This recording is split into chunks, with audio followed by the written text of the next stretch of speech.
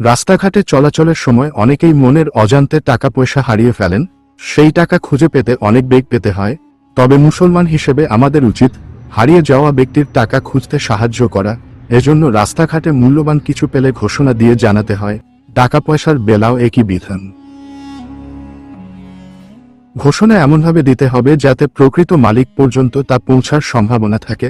এমন জায়গা বেছে নিতে হবে যেখানে জনসমাগম বেশি থাকে, যেমন মসজিদ, বাজার, স্টেশন ইত্যাদি। বর্তমান যুগে সামাজিক যোগাযোগ মাধ্যমগুলোতে কমিউনিটি গ্রুপ থাকে, সেসবে ঘোষণা দিতে হবে।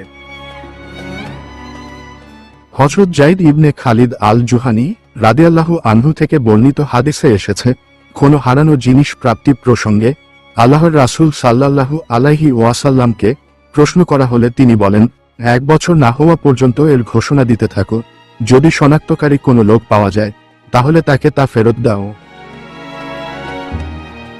এর ব্যতিক্রম হলে তুমি এর থলে ও থলের বন্ধনী সঠিকভাবে চিনে রাখো এবং এর মধ্যকার জিনিস গণনা করার পর কাজে ব্যবহার করো। তারপর মালিক এসে গেলে তার কাছে এটা ফিরিয়ে দিও। ইবনে মাজাহ 2507, তিরমিজি 1373। এরপরও যদি মালিক না পাওয়া যায়, মালিকের সন্ধান পাওয়া যাবে না বলে প্রবল ধারণা হয়, তাহলে তা কোনো গরিব মিসকিনকে সাদকা করে দেওয়া যাবে। প্রাপক দরিদ্র হলে সে নিজেও তা রেখে দিতে পারবে।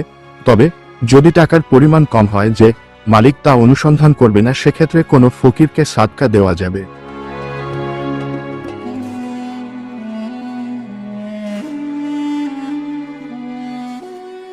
ডেস্ক রিপোর্ট, ধ্রুব নিউজ।